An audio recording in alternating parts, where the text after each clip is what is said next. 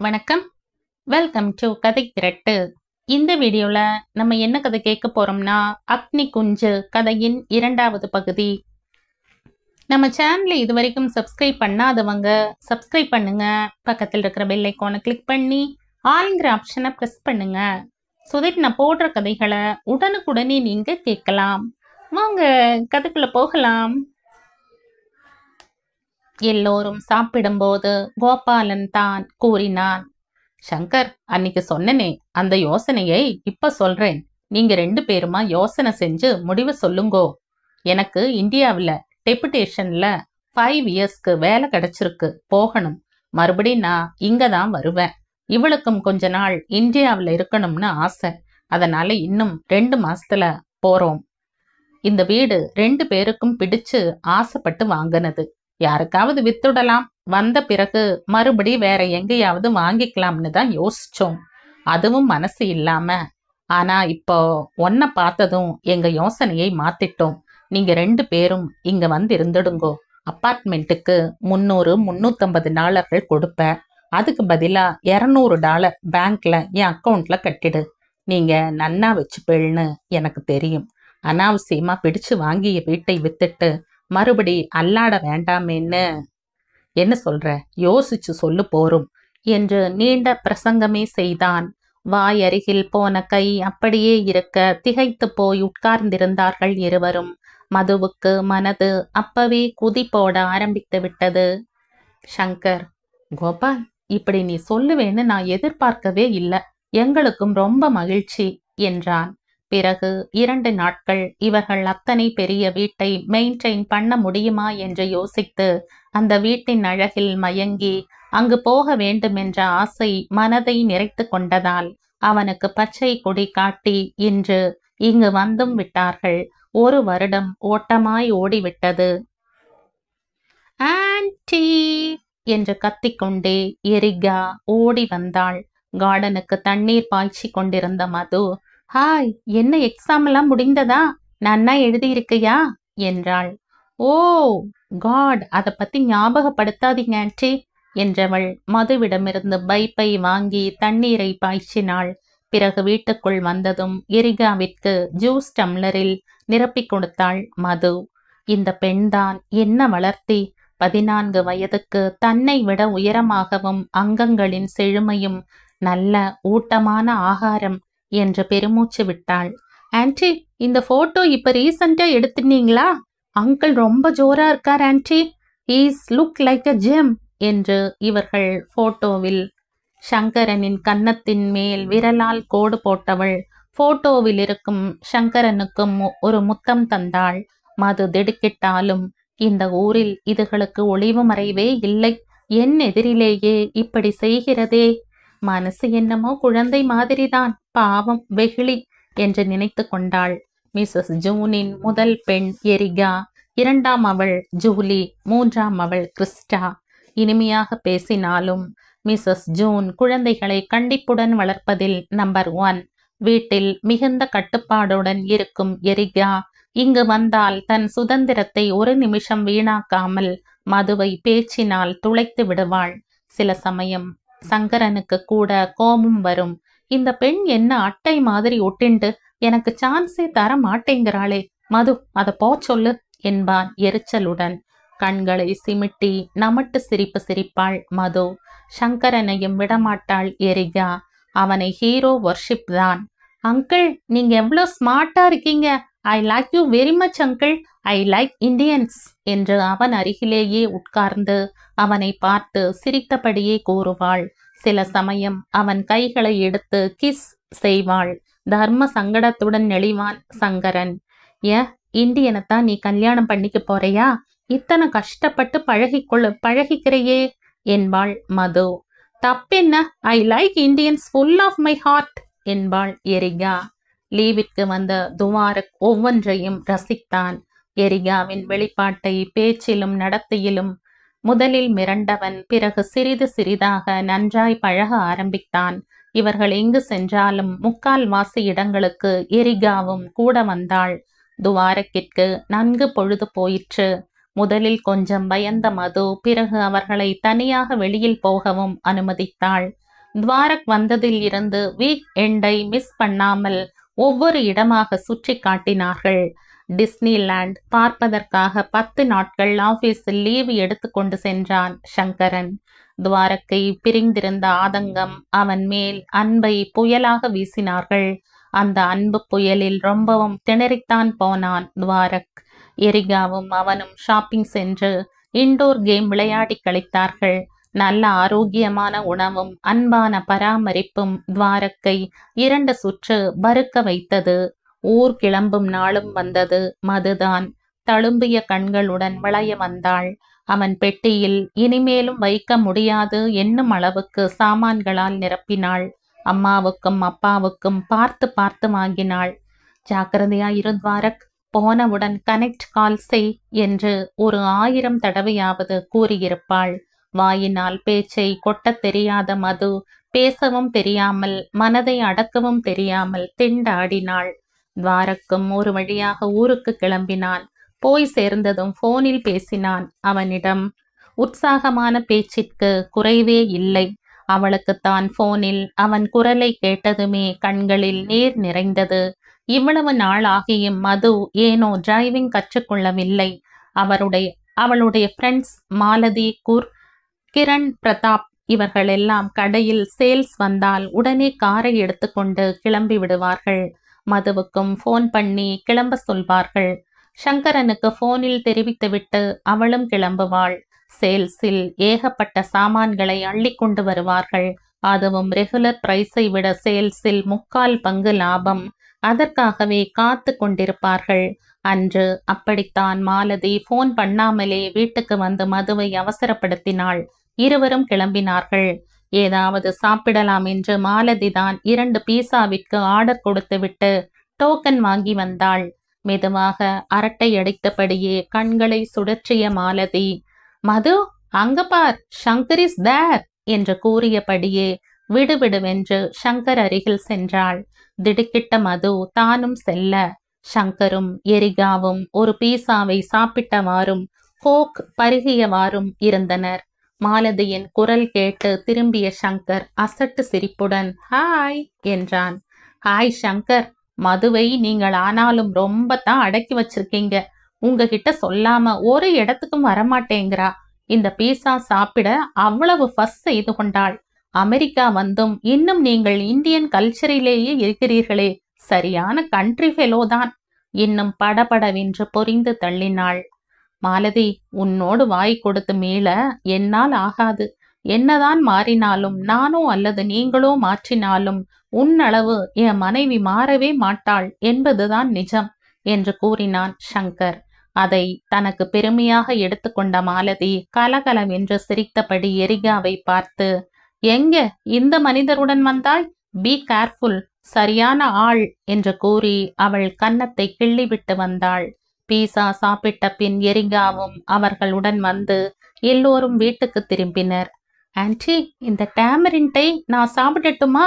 புளிப்பா ரொம்ப நன்னா இருக்கு என்றபடியே புளியை எடுத்து வாயில் போட்டுக்கொண்டு புளிப்பினால் ஒரு கண் மூடி ஒரு கண் திறக்க, நாக்கில் நீர் சுரந்து சப்பு கொட்ட, உடையும் காதை ஒரு விரல் விட்டு ஆட்டினாள் எரிகா. நோ எரிகா, அப்படியே புளிய சாப்பிட்டா ரொம்ப கெடுதல். நான் அதில் செய்யும் டிஷ்ஷஸை தருகிறேன், சாப்பிடு. இனிமேல் இப்படி சாப்பிடாதே என்றாள் மது. பிறகு தான் செய்திருக்கும் புளி காய்ச்சலை சிறிது சாதம் போட்டு பிசைந்து பொட்டேட்டோ சிப்ஸும் தயிரும் வைத்து ஒரு ஸ்பூனுடன் தந்தாள். மதுவுடன் பழகியதில் இருந்து இந்தியன் டிஷ்ஷஸை நன்கு சாப்பிட கற்றுக்கொண்ட எரிகா இதையும் ஒரு கை பார்த்தாள். சாப்பிட்ட பின் டிவி பார்த்து கொண்டிருந்த எரிகா, ஆன்டி, எனக்கு வயிறெல்லாம் என்னமோ செய்கிறது என்று கூறியபடியே தள்ளாடினாள். வாந்தி எடுக்க முற்பட்டாள். அவளை மெதுவாக குளியலறைக்கு அழைத்து சென்றாள் Madhu. Erica, what happened you dear என்று ஆதரவாய் கேட்டபடி அவள் மார்பையும் தொண்டையையும் நீவி விட்டாள். Have some juice Erica? No thanks aunty என்றவள் மதுவின் கையை பிடித்து தன் கன்னத்தில் வைத்து கொண்டு முனகியவாறே களைப்பு மேலிட தூங்கிப் போனாள் எரிகா. நிதானமாய் ஓசைப்படாமல் கையை உருவிக்கொண்டு பாத்ரூமை சுத்தம் செய்தாள் மது. இந்த பெண் என்ன இப்படி வாந்தி எடுத்து விட்டதே? நம்ம ஆகாரம் ஒத்துக்கலையோ? நாம கொடுத்தது தப்போ? கண்டிப்புக்காரியான ஜூன் நம்மை ஏதாவது கூறிவிட்டால் இனிமேல் எது கேட்டாலும் கொடுக்க கூடாது. எழுந்ததும் ஒரு டைஜின் தந்து அனுப்பணும். இதோ பாரு எரிகா, இனிமே இந்த டிஷ்ஷஸை எல்லாம் சாப்பிடாத. உனக்கு ஒத்துக்கலை போலிருக்கு. மம்மிக்கு ஒரு ஃபோன் பண்ணி சொல்லட்டுமா? நானே உன்னை வீட்டுல கொண்டு போய் விடட்டுமா? இப்போ எப்படிமா இருக்கு? தோ இந்த டைஜீனை போட்டுக்கோமா. ஆதரவாய் கூறியபடியே டைஜீனும் தண்ணீரும் தந்தாள். எடுத்துக்கொண்ட சிறிது நேரம் கழித்து, "Now I am okay anti, see you" என்று கூறிவிட்டு வீட்டுக்கு போனாள் எரிகா. ஆனால் நடையில் முன்பு இருந்த துள்ளலோ துடிப்போ இல்லை. திடீரென்று இந்த பெண்ணுக்கு என்ன ஆயிற்று? நினைத்தபடியே உள்ளே வந்தாள் மது. நாட்கள் 2 கழிந்தன. அன்று சங்கரன் ஆபீஸில் இருந்து வந்ததும் இருவரும் சாப்பிட்டனர். உண்ட களைப்பு தீர சோஃபாவில் சாய்ந்து டிவி பார்த்து கொண்டிருந்தான் சங்கரன். மது சமையலறையை சுத்தம் செய்வதில் ஈடுபட்டிருந்தாள். போனின் மடி அடித்தது. "மது, நீயே யார்னு பார், எனக்கு ரொம்ப அலுப்பா இருக்கு" என்றான் சங்கரன். கையை கழுவிக்கொண்டு மது "ஹலோ" என்றாள். "ஆ, இருக்காரே. ஓ, வரலாமே. நோ, எங்களுக்கு கொஞ்சம் டிஸ்டர்பன்ஸ் இல்லை." "தென் ஓகே" என்று கூறி போனை வைத்தாள். "ஒண்ணுமில்ல மிஸ்ஸஸ் ஜூன், இப்போ உங்க வீட்டுக்கு வரலாமா? எங்கேயாவது வெளியில போறேளான்னா தாராளமா வரலாம்னேன்" என்றபடியே விட்ட வேலையை தொடர்ந்தாள் மது. திடுக்கிட்டு எழுந்து உட்கார்ந்த சங்கரன், இவள் என்னத்துக்கு இந்த வேளையில் நம் வீட்டிற்கு என்று நினைத்தான். திடீரென நர்வஸ் ஆன மாதிரி உணர்ந்தான். டிங் டாங், டிங் டாங். வாயில் மணி ஒலித்தது. மிஸ்ஸஸ் ஜூனையும் எரிகாவையும் மது உற்சாகமாக வரவேற்றாள். மௌனமாக வந்த இருவரும் வரவேற்பு அறையில் உட்கார்ந்தனர். எரிகாவின் முகம் உற்சாகமற்று தலை குனிந்திருந்தது. ஜூனும் ஏதோ படபடப்புடன் வந்தவள் மாதிரி தெரிந்தாள். "Where is your husband?" என்றாள் ஜூன். "உள்ளதா இருக்கார், கூப்பிடட்டுமா?" என்றாள் மது. என்ற சப்தம் மட்டுமே எழுந்தது ஜூனிடமிருந்து. "உங்களையும் கூப்பிடுறான்னா வரேலா?" என்றபடி சங்கரனை கூப்பிட்டாள். சங்கரன் வந்து இருவருக்கும் ஹாய் என்றான். பதிலுக்கு அவர்களும் ஹாய் என்றார்கள். மனதில் என்ன போராட்டம் இருந்தாலும் இதில் ஒன்றும் குறைச்சல் இல்லை என்று நினைத்து கொண்டாள் மது. ஜன்னல் அருகிலான சோஃபாவில் மதுவும் சங்கரும் அமர, சைடில் இருந்த சோஃபாவில் எரிகாவும் ஜூனும் அமர்ந்திருந்தனர். ஹாவ் சம் ஜூஸ் என்றாள் மது. "நோ, ஜூஸ் சாப்பிட்ற நிலையில நான் இல்லை" படபடப்புடன் கூறிய மிஸ்ஸஸ் ஜூன் சங்கரையும் மதுவையும் மாறி மாறி தீர்க்கமாக பார்த்தாள். அவள் முகம் இரத்த சிவப்பாயிருந்தது. அந்த சில வினாடிகளின் மௌனம் மதுவினால் தாங்க இயலாததாயிருந்தது. எப்படியும் சொல்லித்தானே தீர வேண்டும் என்கிற மாதிரி நிமிர்ந்து உட்கார்ந்த மிஸ்ஸஸ் ஜூன் தன் கர்ச்சீப்பினால் மூக்கை அழுந்த துடைத்து கொண்டாள். உடம்பை விரைப்பாக்கி கொண்டாள். "Now Erica is pregnant." படார்! எங்கேயோ இடி விழுந்தது. கண்ணாடி சாமான்கள் ஆயிரக்கணக்காக கீழே விழுந்து நொறுங்கியது. பல்லாயிரம் வெட்டுக்கிளிகளும் நட்டுவா கிளிகளும் கொடுக்கை தூக்கி கொண்டு உடம்பின் மேல் ஊர்ந்து கொண்டிருந்தன. சோவென பேரிரைச்சலுடன் வெள்ளம் பிரளயமாக வந்து உருட்டி புரட்டி சென்றது. காதில் மொய் என சப்தம் தவிர வேறொன்றும் இல்லை. இத்தனை வேதனைகளையும் ஒருங்கே அனுபவித்த மது உட்கார்ந்த இடத்தை விட்டு அசையவும் திராணியற்று ஸ்தம்பிதமானாள். "துவாரக், நீ சிறு பையன் என்று நினைத்தேனே. இப்படி ஒரு காரியம் செய்யலாமா? 15 வயது பாலகனின் விளையாட்டா இது? அதுதான் ஊருக்கு போவதில் குஷியா? நான் இப்ப என்ன செய்யணும்? ஒன்றுமே புரியவில்லையே. கடவுளே, இவரேன் இப்படி இடிஞ்சிட்டார்?" மின்னலென மனதில் ஓடிய இத்தனை எண்ணங்களையும் தாங்காமல் வயிறு உப்புசத்தினால் அழுத்த மேல் மூச்சு கீழ் மூச்சு வாங்க உட்கார்ந்திருந்தாள் மது. விழிகள் தெரித்து விடுவது போல் சுழன்றன. ஆனால் இத்தனைக்கும் சங்கர் குனிந்த தலை நிமிரவில்லை. மேலும் என்ன சொல்லப் போகிறாள் என்பது போல் சுழலும் விழிகளுடன் மிஸ்ஸஸ் ஜூனையே பார்த்தவாறு அமர்ந்திருந்தாள் மது. உணர்ச்சிகளுடன் அதிர்ச்சியினால் போராடி கொண்டிருக்கும் மதுவை பார்த்த மிஸ்ஸஸ் ஜூன் ஆடாது அசங்காது மெல்லிய குரலில் அழுத்தந்திருத்தமாய் கூறினாள். "Your husband is only responsible for it." What?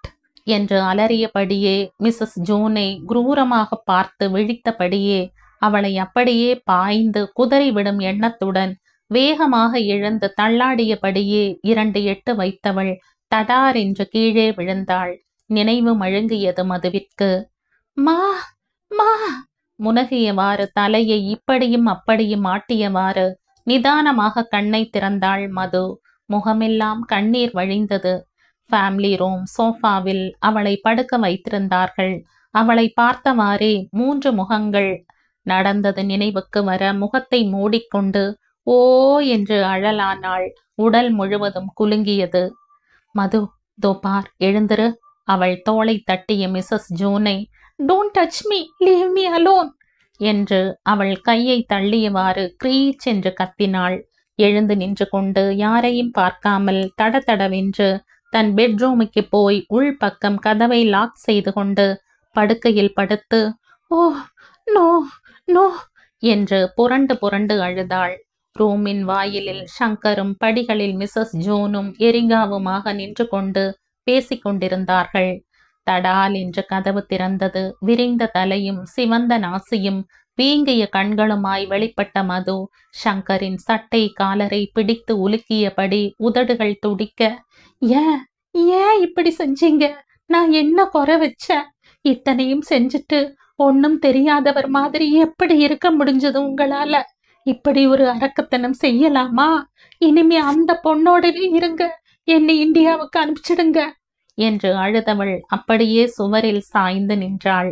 மெதுவாக அவளிடம் வந்த Erica, forgive me anti, uncle மேல ஒரு தப்பும் இல்ல. நான் தான் அவரை வற்புறுத்தி எனக்கு உடன்பட செய்தேன். எஸ் ஆன்டி, அங்கிளின் குழந்தையை நான் பெற வேண்டும் என்றுதான் இப்படி செய்தேன். அங்கிளை கோவிச்சுக்காதீங்க ஆன்டி. நான் செய்த தப்புக்கு அங்கிளை பனிஷ் செய்யாதீங்க ஆன்டி, என்னை மன்னிச்சிடுங்க என்று அவள் 2 கரங்களையும் பிடித்து கொண்டு குலுங்கி குலுங்கி அழுதாள். விக்கித்து நின்றாள் மது. குழந்தையைப் போல் பேசிய சிரித்த கள்ளங்கபடில்லாத இந்த எரிகாவின்குள் இப்படி ஒரு குழந்தை ஆசையா? எப்படி ஏற்பட்டது? அதுவும் இவரிடம் ஏன்? ஒன்றும் புரியாதவளாய் அவள் தலையை தூக்கி பிடித்தாள். சிவந்த முகத்தில் கண்ணீர் கோலமிட பரிதாபமாக மதுவை பார்த்தபடி இருக்கும் கலங்கிய விழிகள், விசிக்கும் வதனம், எரிகாவின் கோலம் மதுவின் மனதில் இரக்கத்தை வரவழைத்தது. மறுபடியும் 4வரும் கீழே இறங்கி வந்தனர். எரிகா நடந்தவற்றை ஒன்றுவிடாமல் கூறினாள். சங்கர் வாயே திறக்கவில்லை. அவள் கூறியதை ஆமோதிப்பது போல் பேசாமல் இருந்தான்.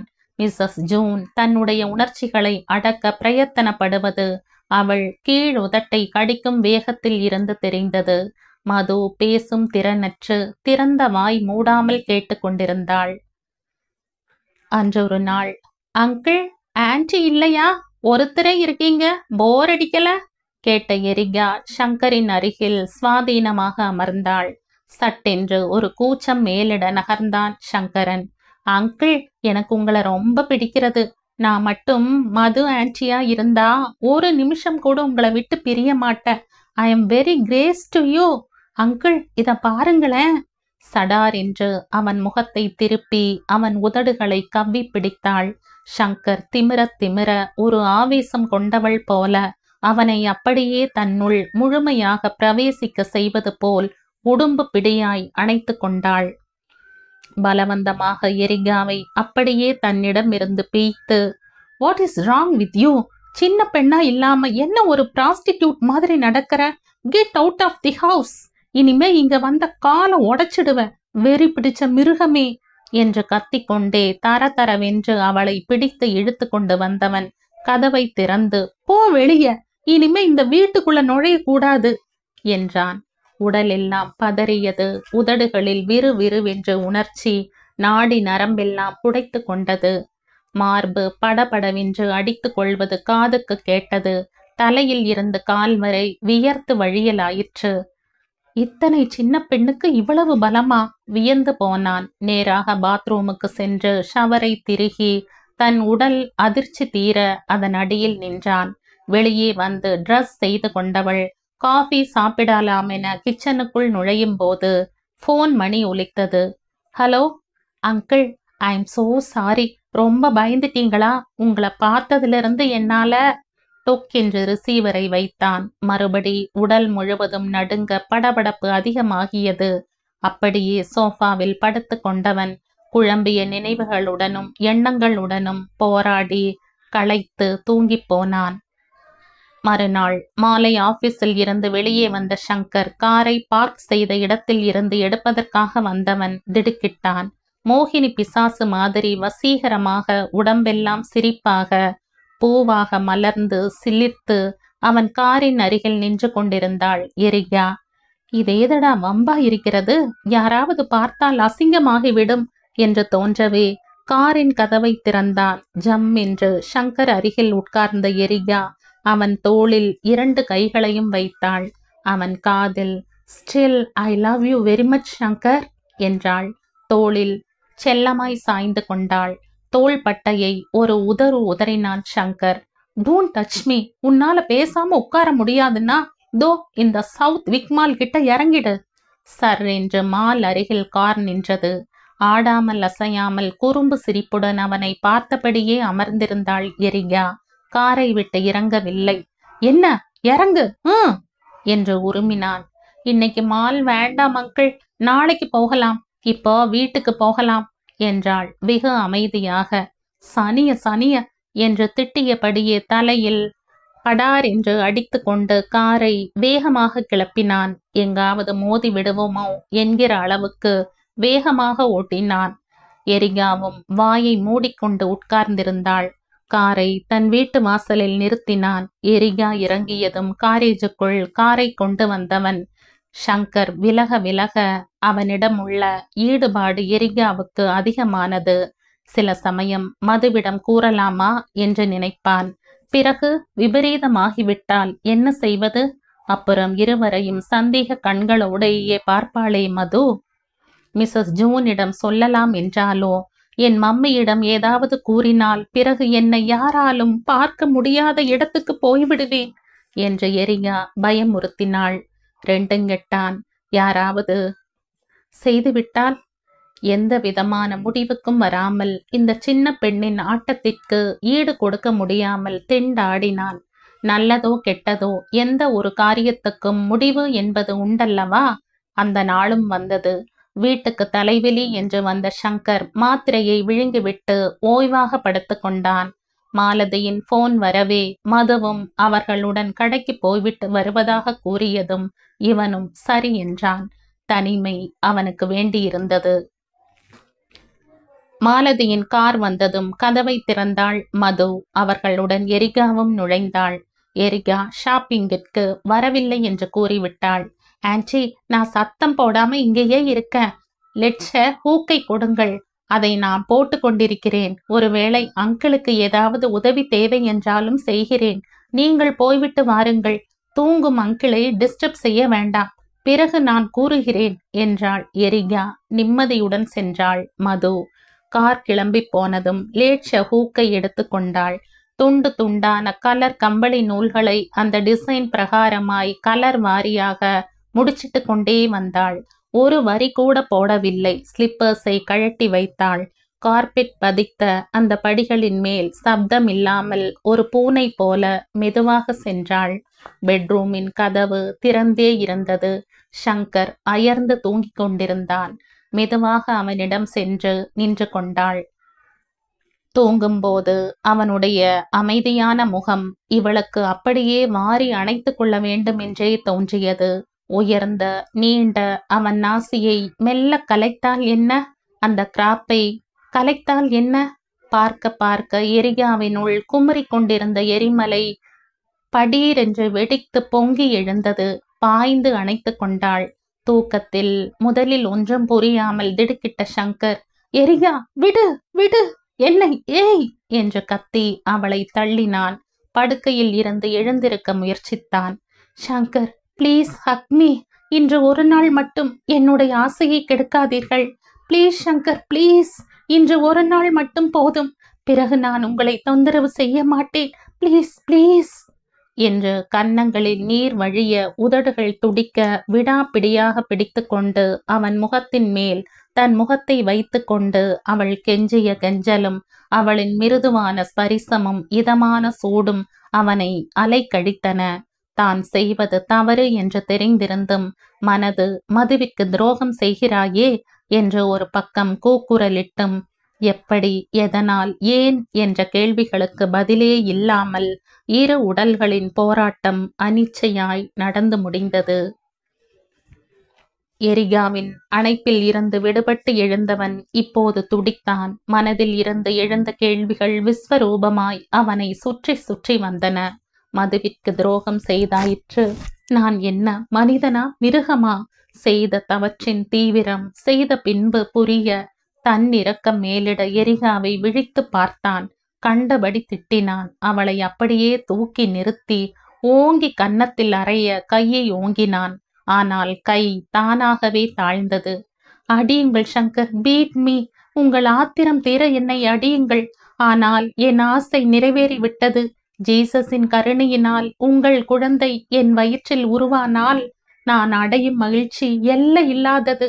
உங்களின் நினைவாக, உங்களின் மறுபதிப்பாக, ஆணோ பெண்ணோ டசன்ட் மேட்டர், எனக்கு ஒரு குழந்தை வேண்டும். Yes, I want my own baby from you.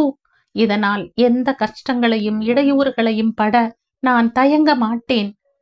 கண்கள் பளபளக்க, மனம் எங்கோ லயிக்க, கற்பனையில் தன் குழந்தையை கண்டவள் போல் மெய் மறந்து எரிகா கூறியதை கேட்ட சங்கர் திடுக்கிட்டான். தன்னிடம் அவள் உண்மையில் லயித்து தன் குழந்தையை பெறத்தான் இப்படி ஒரு தீவிரமான போராட்டமா? அர்த்தமில்லாமல் யாராவது கேட்டால் கை கொட்டி சிரிக்கும் அளவு நம்ப முடியாத நிகழ்ச்சி அல்லவா? இனி என்ன செய்வது என்ற கேள்விக்கு எரிகாவின் திடமான ஆணித்தரமான பதில் அவளை இனிமேல் நாம் என்ன சொன்னாலும் செய்தாலும் பிரயோஜனமில்லை என்ற அளவுக்கு வர செய்தது. இனி இதனால் ஏற்படும் பின் விளைவுகளை ஏற்க தயாரானான். மதுவிடம் கூற அவன் மனம் விரும்பினாலும் வேண்டாம், தெரிகிற போது தானாக அவள் அறியட்டும், இப்போதிருந்து அவளையும் குழப்ப வேண்டாம் என்றே பேசாமல் இருந்தான். ஆனால் பிறகு அவன் மனம் கதைகளில் வருவது போலவோ அல்லது காவியங்களில் எழுதுவது போலவோ அல்லாமல் நிஜமாகவே அவனை அறியாமலேயே எரிகாவின் பக்கம் நெகிழத் தொடங்கியது. ஆனாலும் இருவரும் சந்தித்து கொண்டதோ இணைந்ததோ 3-4 முறைகளுக்கு மேல் இல்லை, இல்லவே இல்லை. எரிகாவும் பிறகு ரொம்பவும் நிதானமாகத்தான் நடந்து கொண்டாள். சங்கரின் மேல் என்ன பிரம்மையோ அவளுக்கு. இதுதான் விட்ட குறை தொட்ட குறை என்பார்களோ? ஆதியோடு அந்தமாக நடந்தவைகளை அப்படியே கூறி முடித்தாள் எரிகா. பிறகு மதுவின் அருகில் உட்கார்ந்தாள். ஆன்டி, நான் உங்களுக்கு துரோகம் செய்து உங்கள் கணவரை நானே அடைய வேண்டும் என்ற எண்ணம் இல்லை. ஆனால் சங்கரின் மூலம் எனக்கு ஒரு குழந்தை வேண்டும். அதிலே தீவிரமாக இருந்தேன். இப்போது யார் என்ன சொன்னாலும் என்னால் அந்த குழந்தையை அழிக்க முடியாது, முடியவே முடியாது. உங்கள் வாழ்க்கையிலும் சத்தியமாக குறுக்கிட மாட்டேன். பிளீஸ் ஆன்டி, என் உள்ளத்து உணர்ச்சிகளை பூரணமாக சொல்ல தெரியவில்லையே எனக்கு. என்னை மன்னித்து விடுங்கள். சங்கரையும் நீங்கள் மன்னிக்கத்தான் வேண்டும் என்றவாறு தேம்பி தேம்பி அழுதாள். ஒரு 5 நிமிடம் மயான அமைதி. அதில் எரிகாவின் விசும்பல் தவிர வேறு சிறு சப்தம் கூட இல்லை. ஒவ்வொருவர் ஒவ்வொரு விதமான எண்ணங்களின் குவியலில் அகப்பட்டு திணறிக் கொண்டிருந்தனர். மிஸ்ஸஸ் ஜூன் தொண்டையை கனைத்தாள். சோ சங்கர், எரிகாவின் முடிவிலிருந்து அவள் குழந்தையை அப்பார்ட் செய்ய தயாரா இல்லை என்று தெளிவாகவே புரிகிறது. சரி, ஆல்ரைட், அவள் குழந்தையை பெறட்டும். ஆனால் அதை வளர்ப்பது நீங்கள் இருவருமாகத்தான் இருக்க வேண்டும். அதுவும் மம்மி. எரிகா அங்கம் பதற துடித்தாள். ஷட் அப் எரிகா, இதற்கு மேல பேசாதே. உன்னை இதற்கு அனுமதித்ததே பெரிது, ஞாபகம் இருக்கட்டும். பேசாமல் சொல்வதை கேள். மது, போர்ட் யூரானில் என்னுடைய இளமை கால தோழி ஹாஸ்பிட்டலில் நர்ஸாக இருக்கிறாள். அவளிடம் எரிகாவை 4 மாதமானதும் விட்டுவிட்டு போகிறேன். டெலிவரி ஆன 1 மாதத்துக்கு பிறகு அவளை இங்கு அழைத்து வருவேன். அதுவரை அவளை பற்றிய கேள்விகளுக்கு என்னால் பதில் சொல்லி சமாளிக்க முடியும். அதே போல உன் பிரஸ்டீஜும் நிலைத்திருக்க நீயும் அவளுடன் சென்று தங்க வேண்டும். 10 நாட்கள் முன் பின்னாக செல்வதால் ஒன்றும் ப்ராப்ளம் வராது. ஆனால் குழந்தை பிறந்த பின்பு 10 நாட்களுக்குள் நீங்கள் குழந்தையுடன் டொலேட்டோ வந்துவிட வேண்டும். இங்கு எல்லோரிடமும் என்ன கூறுவீர்களோ அது உங்கள் சாமர்த்தியம். நான் அங்கு எரிகாவின் டெலிவரிக்காக முதலில் எல்லா செலவுகளும் செய்து வருகிறேன். ஆனால் ஷங்கர் அதை பிறகு எனக்கு திருப்பி தந்துவிட வேண்டும். நான் அமெரிக்கன் லேடிதான். ஆனாலும் 20 வருடங்களாக ஒருவித சஞ்சலமும் இன்றி ஒரே கணவருடனும் 3 குழந்தைகளுடனும் நிம்மதியாக சந்தோஷமாக வாழ்ந்து வருகிறேன்.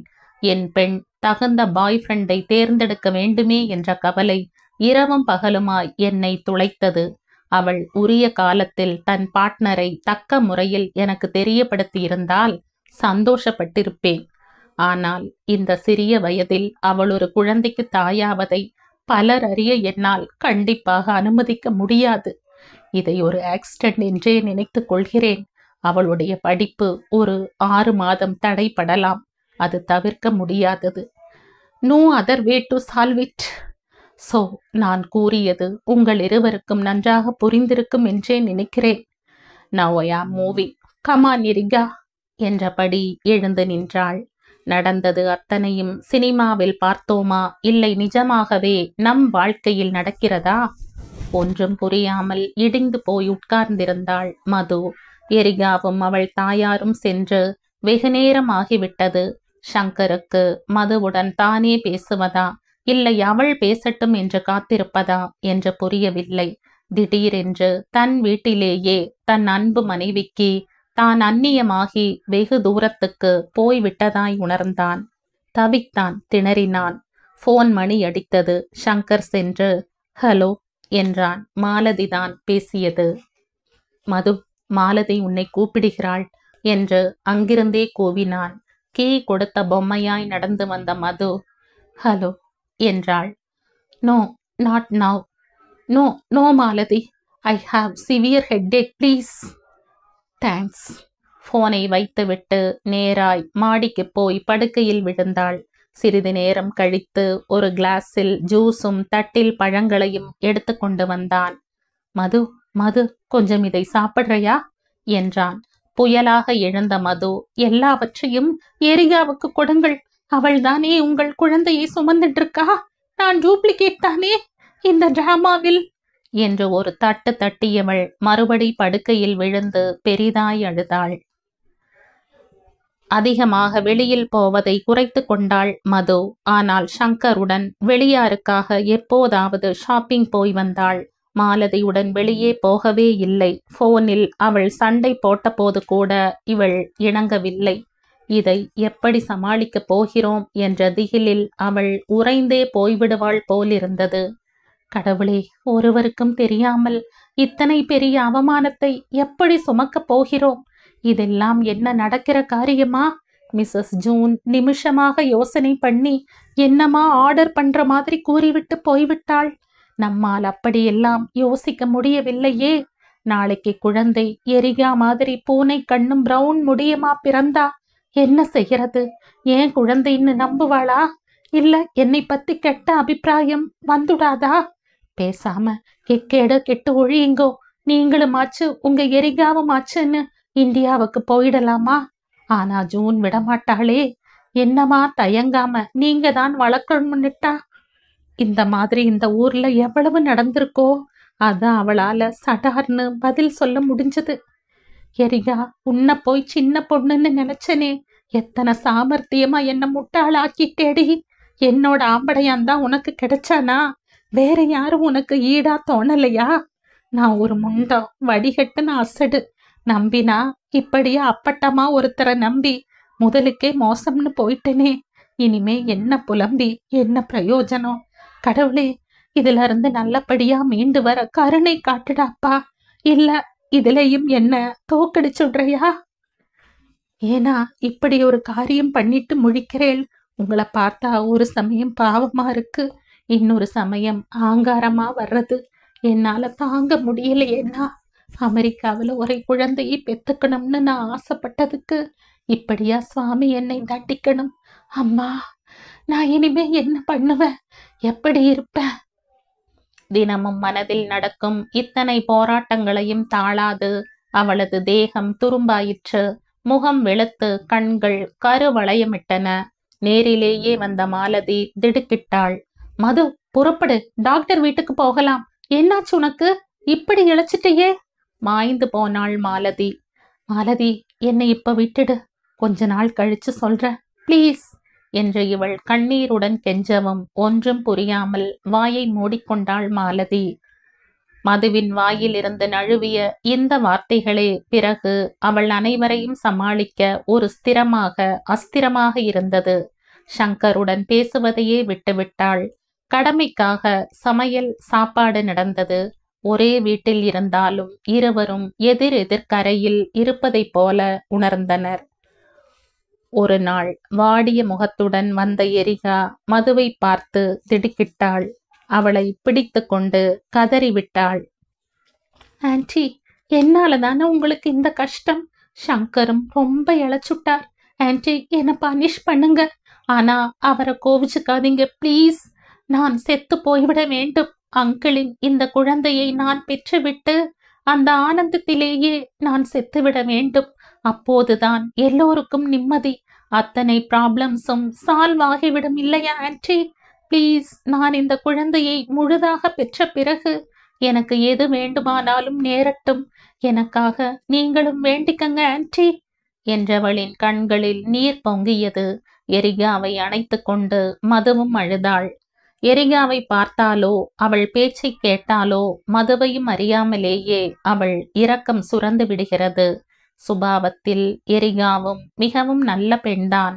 ஏதோ சங்கரை பார்த்தவுடன் மோகம் தலைக்கேறி இப்போ தனக்குத்தானே பிரச்சனையாகி நிற்கிறாள். கடவுளின் விளையாட்டு எங்குதான் இல்லை? மிஸ்ஸஸ் ஜூன் எரிகாவுடன் கிளம்பி போய்விட்டாள். இன்னும் ஒரு வாரத்தில் மதுவும் கிளம்ப வேண்டும். மனதை என்ன சமாதானப்படுத்தி கொண்டாலும் துக்கம் பொங்கி பொங்கி வரத்தான் செய்தது. தனக்கு வேண்டிய சில ட்ரெஸ்களையும் தன் சமையலுக்கு தேவையான சில பொடி வகைகளையும் எடுத்து கொண்டு கிளம்பினாள். மது கிளம்புவதை மௌனமாக பார்த்து கொண்டு இருந்த சங்கருக்கு துக்கம் தொண்டையை அடைத்தது. எவ்வளவு குஷியாய் சந்தோஷமாய் சிட்டுக்குருவியாய் பறந்து கொண்டிருந்தாள். அவளை போய் ஒருவர் கண்ணிலும் படாமல் ஒரு கூட்டில் அடைக்க வேண்டுமே. என்னமாய் கருத்து இழைத்து விட்டாள். கடவுளே, எனக்கு என்ன கதி கிடைக்குமோ இந்த பாவத்துக்கு? தன்னுள்ளேயே கரைந்தான். பெட்டியுடன் வந்த மதுவை திடீரென்று அணைத்து கொண்டு, மது, என்னை மன்னிச்சிடு. நான் பாவி, உன்னை ரொம்ப கஷ்டப்படுத்துறேன். உன்னை பார்த்தா எனக்கு தாங்கல மது, தாங்கலை என்று திணறி திணறி அழுது கொண்டே சொன்னவன் அவள் முகமெல்லாம் வெறி பிடித்தவன் போல முத்தமிட்டான். அடைசல் எடுபட்டவுடன் பீரிடும் நீரைப் போல உடைந்து போன மது 4 மாதங்களாக விலகி இருந்தவள் தானும் அவனை அணைத்து கொண்டு கதறினாள். பிறகு ஒருவருக்கொருவர் ஆறுதலாகி முகத்தை துடைத்து கொண்டு புறப்பட்டனர். காரில் ஒன்றும் பேசாமல், ரெஸ்ட் ஹவுஸ் எதிலும் நிற்காமல், போர்ட் ஹியூரானில் நேராக மிஸ்ஸஸ் ஜூன் கொடுத்திருந்த விலாசத்திற்கு வந்தனர். இவர்கள் போன வேளையில் மிஸ்ஸஸ் ஜூனும் இருந்தாள். எந்த விதமான சலனமும் இன்றி இவர்களை வரவேற்றாள், உபசரித்தாள்.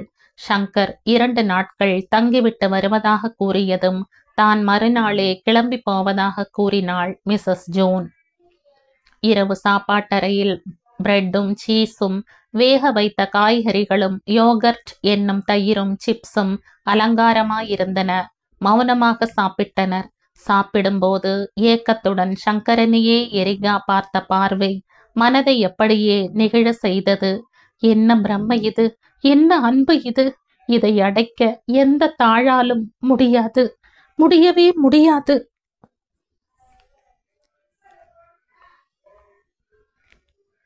இந்த கதையின் தொடர்ச்சியை அடுத்த பதிவில் கேட்கலாம். நன்றி.